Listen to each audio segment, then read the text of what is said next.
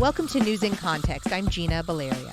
In this episode, we explore how to inform the public through a nonprofit journalism model and the importance of bringing journalists together and supporting them so they can serve their public and hold power to account.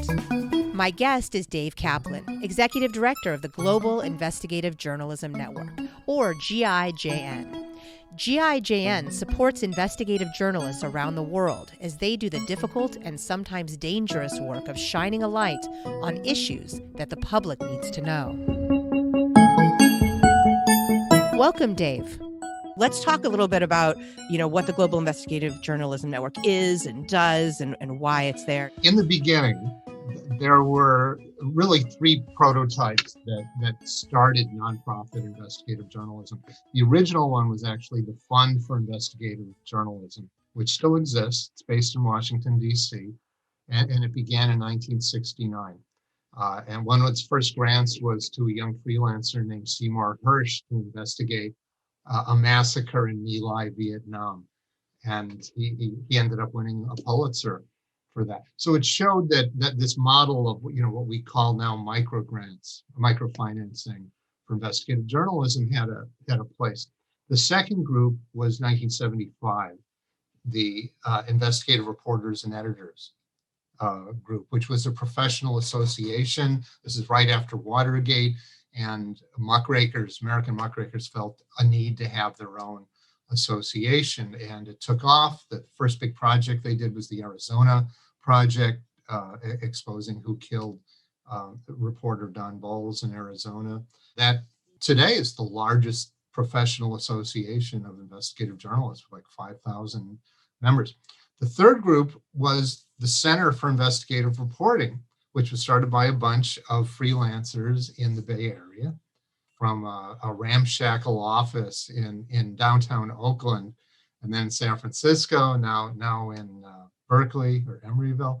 CIR and now Reveal has really set the model. So these three groups, a financing mechanism, a professional association, and a reporting center, really form the basis for everything that followed. There are now more than 200 of these nonprofits that are dedicated to either doing or training on investigative journalism, from ICIJ to ProPublica to groups all over Europe, in Latin America, in Asia. So how did GIJN come into existence? In 2001, the head of IRE and his Danish counterpart had been doing training in what was then called computer-assisted reporting.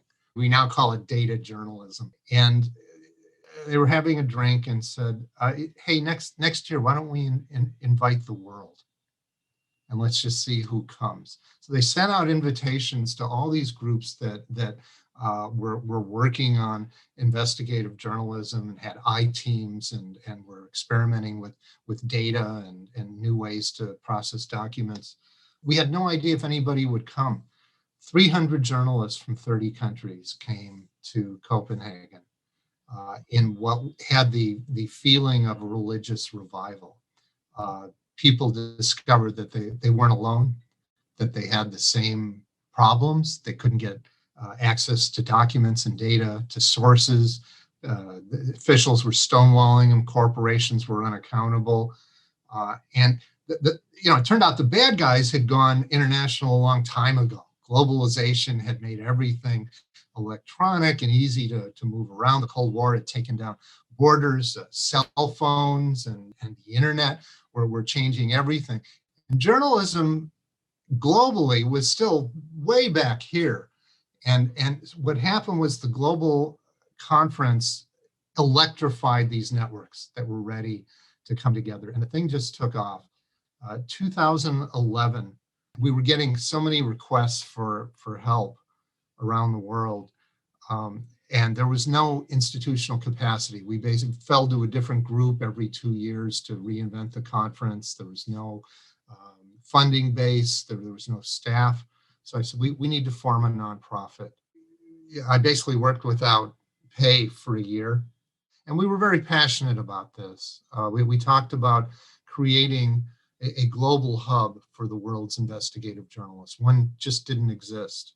The health writers, science writers, the guild journalists, they all had associations.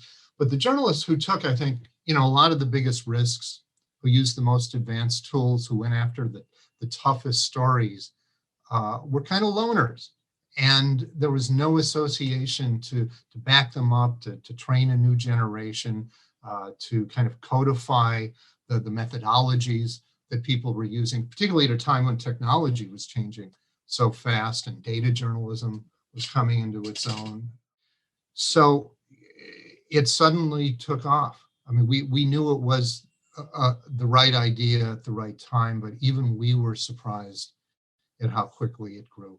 We doubled in size year after year. And I've got 27 staff in 14 countries, where we're in 9 languages a day, and putting out a steady stream of the latest tips and tools and technology to journalists everywhere. We have a help desk that has responded to 1,900 requests for assistance this year. And we've got 300,000 followers in social media in those 9 languages. And we're still expanding. We're going to double the number of languages next year. It's very gratifying, I think, to the group of us who knew there was a need and then really saw this take off. And now investigative journalism has really come into its own. We're everywhere. One of the reasons there are so many attacks on journalists today is we're asking tougher questions with better tools in more places than ever before, and have really put the issues of accountability and transparency and abuses of power on the global agenda. When I look back, I've been fortunate to have a really exciting career, but when I look back, this will be probably my signature deed for journalism, I think. You said bringing investigative journalists together from around the world for the first time was like a religious revival. And I think a lot of journalists feel that way about their careers. What drives an investigative journalist to bring this accountability and transparency and hold leaders accountable? People who specifically go into investigative journalism, accountability journalism, what is it about that gives this sort of religious revival experience, or this experience of fighting so much in the face of threats and danger and death and all of that? It's more than a profession, it's a calling. There are elements of idealism and outrage. The practice has always been rooted in social reform. I mean, you go back to the original muckrakers of over 100 years ago. I was during the progressive era, when people like Lincoln Steffens and Ida Tarbell were going after the biggest forces for abuse of power in their day. Ida Tarbell wrote about the Standard Oil Company. That is the Google and Microsoft of today. It was the most powerful company of its time. Steffens went after big city corruption and the meatpacking industry. Nellie Bly's 10 days in a madhouse. There's a brilliant investigative reporter in Ghana who basically repeated Nellie Bly's investigation, going into the worst mental health facility in Ghana with a button camera and documenting just unbelievable conditions. And the only difference was this guy had a miniature camera today, but the methodology really hadn't changed. Investigative journalism has sometimes been called the journalism of outrage. And, while we don't want to be emotional, we want to, have a clinical approach, it's understandable because people feel passionate about this stuff. It's about righting wrongs. It's about looking at the world's problems and how to make them better. We have very few troops in the field fighting this war. And there's so much corruption, there's so much abuse of power, there's so much lack of accountability at a time when the press is being hollowed out at an alarming rate. One of the few bright spots has been, we're managing to increase the ranks of people who practice quality investigative journalism. And that's been really exciting. Yeah. Happening before the pandemic, then the pandemic is shrinking us even more. Corporate entities have bought up so much media and sold them off for parts. And in that context, how are you? I wasn't expecting this interview to go here, but I'm curious. How are you pulling in the funding to support this, and what do you see moving forward as sort of a way to sustain, the investigative journalism struggle, or the struggle for accountability? It's a great question. We are spending more and more time on issues of what we call sustainability. Well, what are the survival strategies to keep alive accountability journalism? We're still in dire straits, make no mistake, but there's terrific work being done. Unlike even 10, 15 years ago, there is a world-class muckraking going on all over the world. And even the Chinese can't contain it. There was great stuff done on Wuhan. And there were journalists interviewing deliveries of funeral urns to facilities to document how many deaths were really happening. That's how enterprising people are being today. We're under assault on multiple levels. Obviously, the financial model has changed. There's a political backlash against not just independent media, but human rights and democracy all over the world. And independent media is one of the first things these autocrats and oligarchs go after. So just at a time when we're getting more and more people trained, and we're getting them skilled with how to use data and connect with each other across borders, that this backlash has hit. So we've got our backs to the wall, even in places where we thought we were relatively secure, like the United States. Yeah, I was just going to say, like yeah.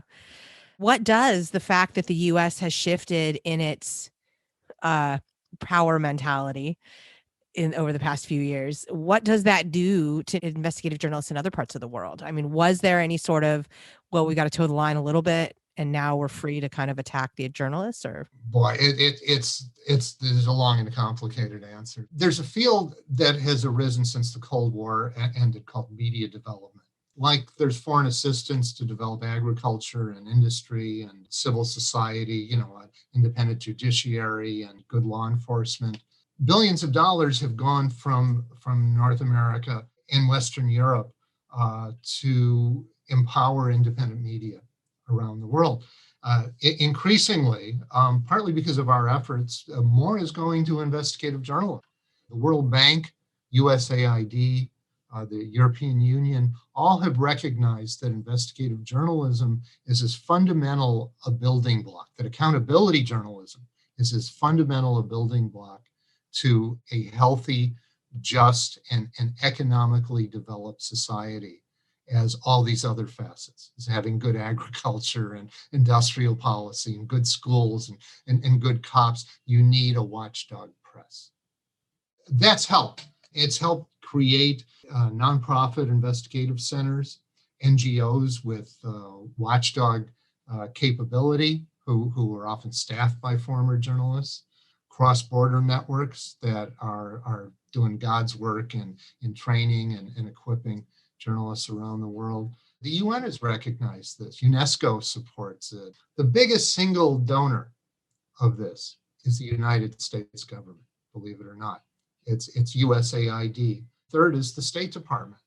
And it's actually one of the foreign policy things that the United States does well, and it's done real good around the world. Okay. So I want to get to the how. You mentioned earlier that before GIJN brought people together, that most investigative journalists were working as lone wolves or in local markets with small investigative teams, if there was a team at all. And then you have people who desire to be journalists. So I'm thinking about my students, but I'm thinking about young journalists who may have a desire to go into this, but it feels big, it feels daunting, it feels like, how does one do this? So what is the how there? Like, how do you break down how an investigative journalist can do the work. And you mentioned that Wuhan example, I think, is fantastic because it reminded me of Al Capone and tax evasion, right? It's like, oh, just check the orders on urns. Like, that's a good one. We did a roundup of like 12 techniques journalists were using when governments were lying about COVID-19 victims. Others were interviewing gravediggers who said business has tripled. Yeah, I don't know what the government's talking about. and then more sophisticated techniques like the big American papers were looking at morbidity reports the CDC had issued in previous years and comparing them and showing that the official numbers were low. That gets to the point of talking to sources who aren't always the official sources, because the CDC, maybe not perfect, but historically we can kind of count on those numbers. And of course, then there became a question once the data moved to the HHS, at least in the US context. But to get global, if you feel like you can't rely on your official sources, or even if you feel like you can, that idea of diversifying your sources to the extent that you're talking to, sources that are in other parts of the world, like gravediggers and those who handle the orders for urns and things like that. So talk a little bit about the importance of not always relying on the official word and how that can help get at a story. You need a cop on the beat. You need a public watchdog, because public officials don't always tell the truth.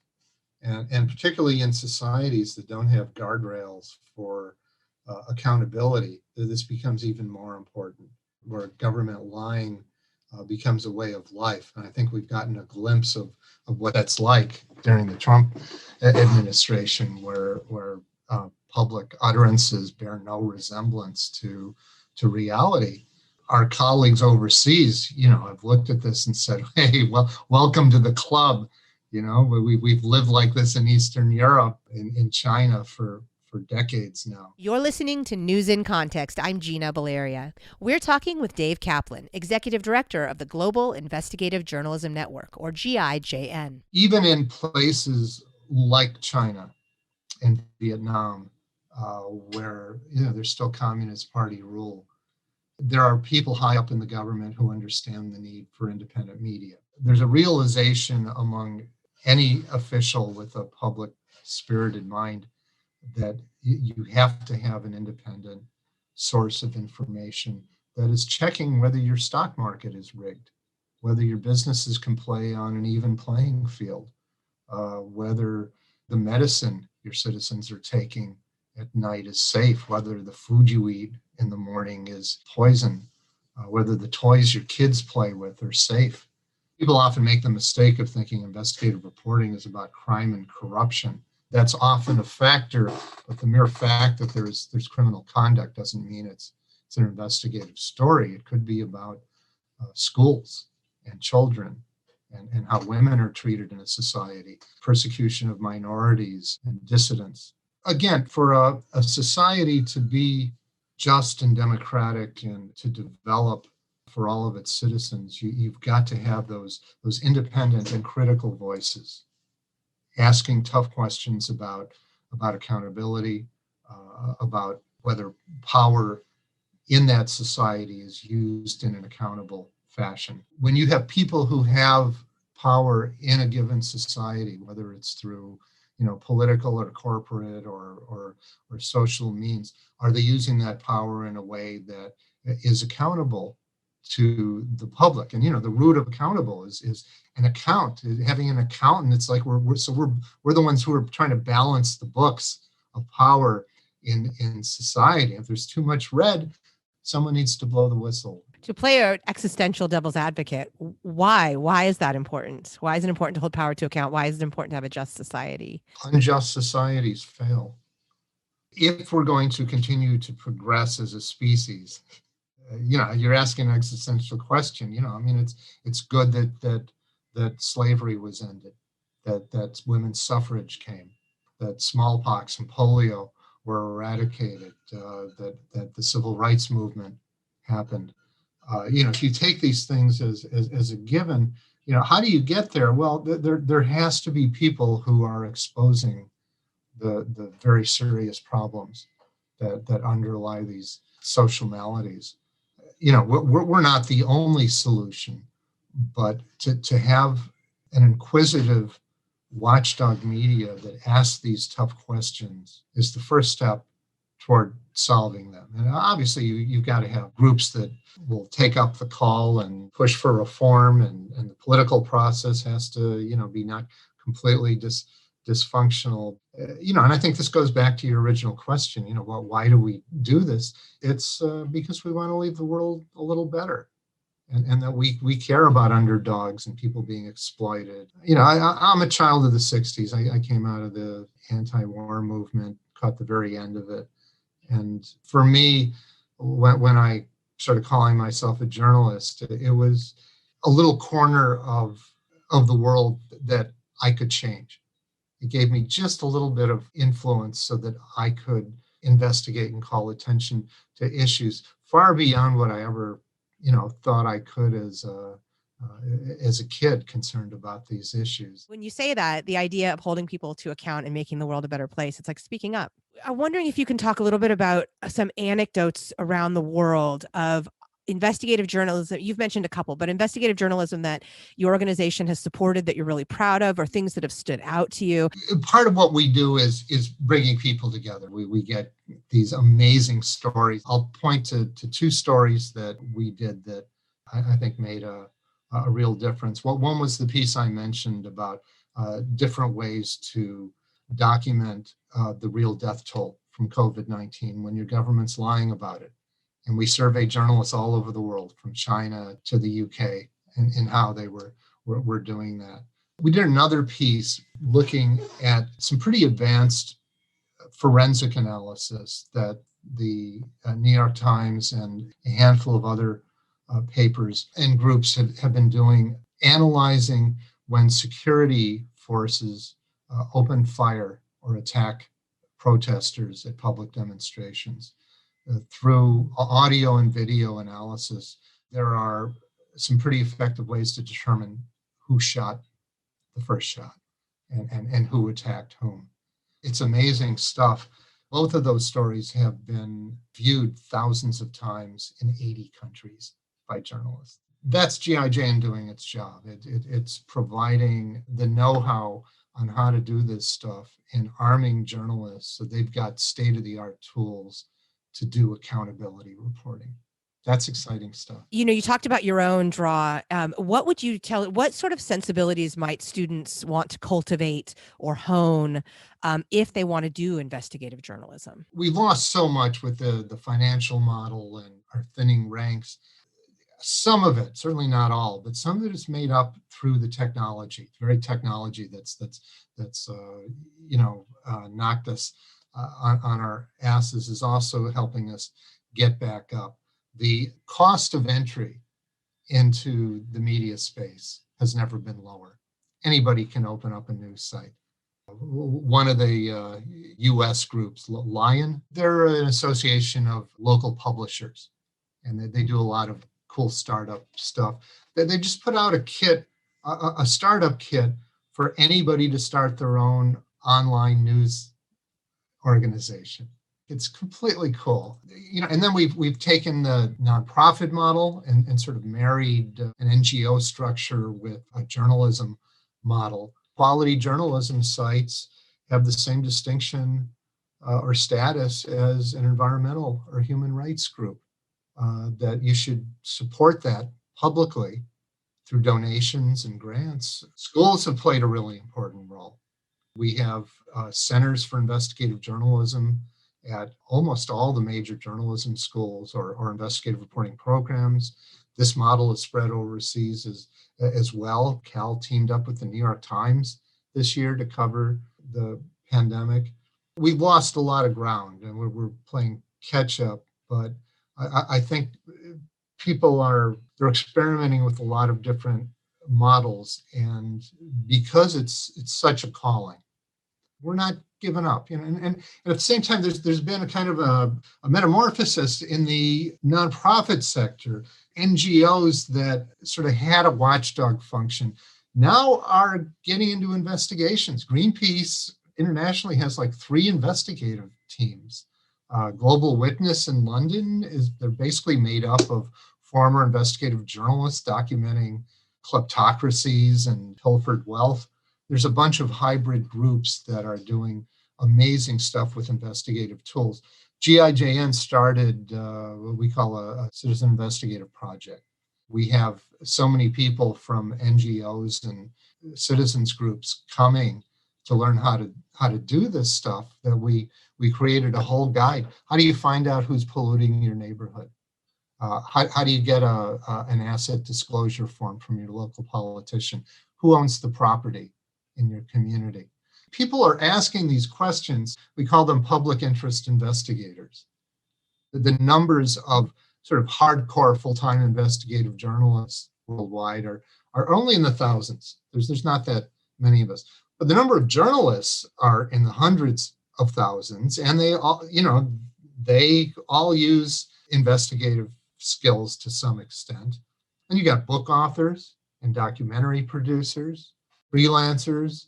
The next circle are these citizen journalists and NGO staff and good government types. There's a formidable army out there ready to use these kinds of skills to go after lack of accountability and lack of transparency and abuses of power.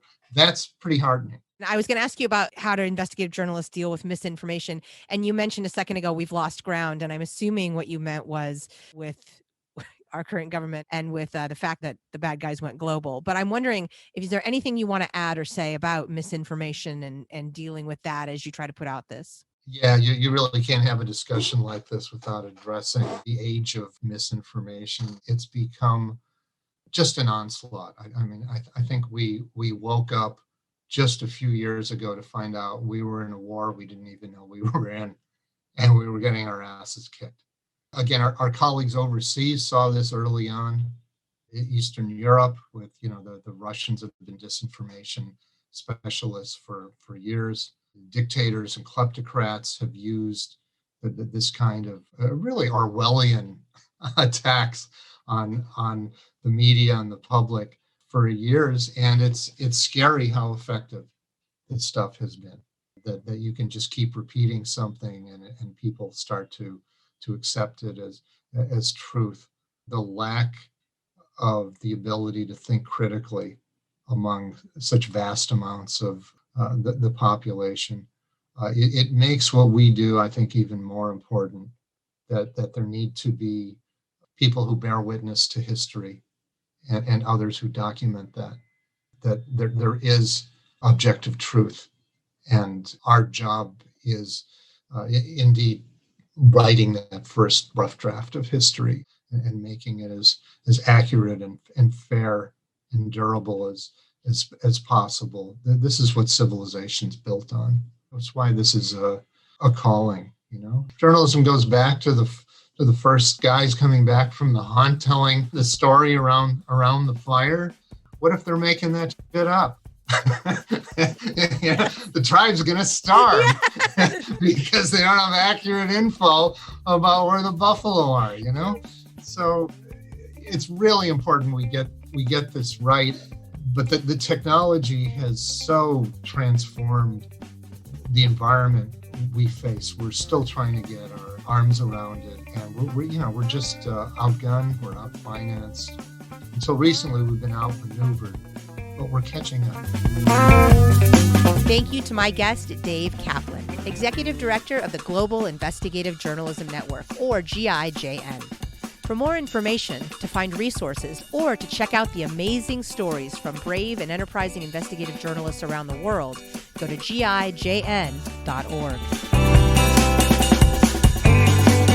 Music in this episode includes Spring Fling by Track Tribe and The Heist by Silent Partner.